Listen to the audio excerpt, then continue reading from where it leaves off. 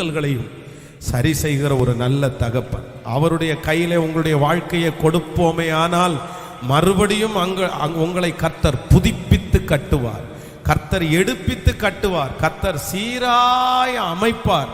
ஆம், அதான் ஆராதனை நேரத்தில் சொன்னது போல நம்முடைய கிறுக்கல்களை எல்லாம் கர்த்தர் சரி செய்வாராக. ஆமே.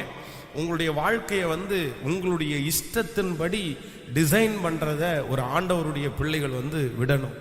அதை நீங்கள் நிறைய பேர் அதில் ரொம்ப கவனமாக இருக்கணும்.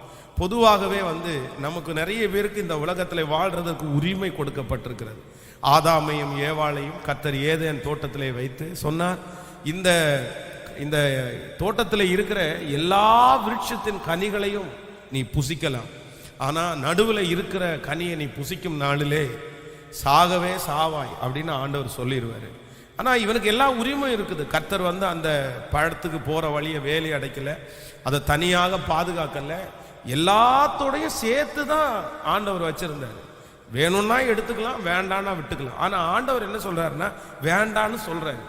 ஆனால் பிசாசு வருகிறான், இல்லை நீ அதை செஞ்சா நல்லா இருக்கும், அதை நீ போடு, அதை பறிச்சு தின்னு அப்படின்னு சொல்லி அவனை ரொம்ப என்கரேஜ் பண்றான்.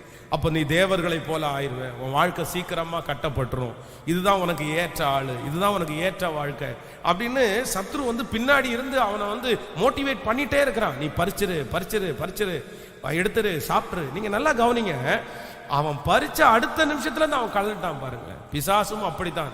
சில காரியங்களை உங்களுடைய வாழ்க்கையிலே நீங்கள் உரிமை எடுத்துக்கொள்வதற்கு உங்களை நடத்தும். பொதுவாக வாலிப தம்பிகளுக்கு தங்கச்சிகளுக்கு இன்னைக்கு இருக்கிறவங்களுக்கு அந்த கண்ட்ரோல் பண்றது நிறைய பேருக்கு பிடிக்காது, ஸ்டிக் பண்றது பிடிக்காது. இதை செய், இதை செய்யாத, இதை பண்ணக்கூடாது, இங்கே போகாத, இங்கே உட்காராத, இவங்களை பார்க்காத, இவ்வளோ மணி நேரம் வராத, சீக்கிரமா வா, இந்த மாதிரிலாம் யாராவது ஒருத்தர் அவர்களை கண்ட்ரோல் பண்ணா அவங்களுக்கு ரொம்ப கஷ்டமா இருக்கும். ஏன் என்ன கண்ட்ரோல் பண்றீங்க, என்ன நீங்க ஃப்ரீயா விடக்கூடாதா, நான் என்ன பண்ணிட போறேன். ஆனால் ஒன்று நினைத்து கொள்ளுங்கள், நம்ம இஷ்டம் போல நம்முடைய வாழ்க்கையிலே ஒரு காரியத்தை செய்வோமே ஆனால் அதன் நிமித்தமாய் வருகிற பாடுகளை நம்ம தான் அனுபவிக்கணும். அப்போ ஆதாமும் ஏவாளும் இஷ்டம் போல நினைச்சு அந்த உரிமையை கர்த்தர் கொடுத்ததுனால போய் பறிச்சிடுறாங்க பாருங்க. பறிச்சு சாப்பிட்டதுக்கு அப்புறம் தான் அவருடைய கண்கள் திறக்கப்படுகிறது. ஐயோ நம்ம தப்பு பண்ணிட்டோம். ஆனா ஆண்டவர் அந்த கிறுக்கல்களை கர்த்தர் சரி பண்ணுகிறார். ஆனா அவர்களுக்கு ஃபர்ஸ்ட் இருந்த அந்த ஆசீர்வாதம் அவங்கள விட்டு போயிருச்சு. சில